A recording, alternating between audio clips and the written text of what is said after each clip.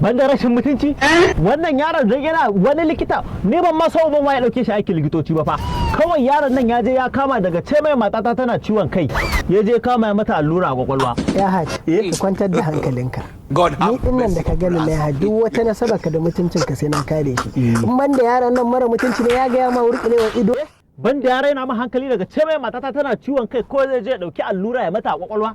ni hanni zai gaya wulƙirewa ido ni da tun da aka haife ni ido na wulƙire ke kan hanyar ta nan na san yana wucewa in ka ga ban jefa ma shi ramin nan ba ya na taka wuyayi na murɗe shi to ya haska canza min suna gode ma kar ka kira da gode ma gode gashi nan ma yana tahowa ya haji shine wata ai ku ya so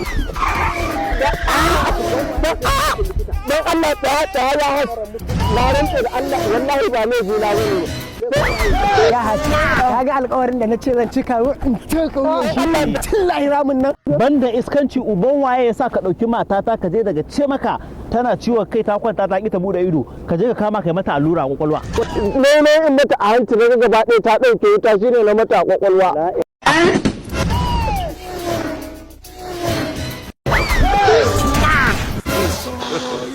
God have mercy upon us.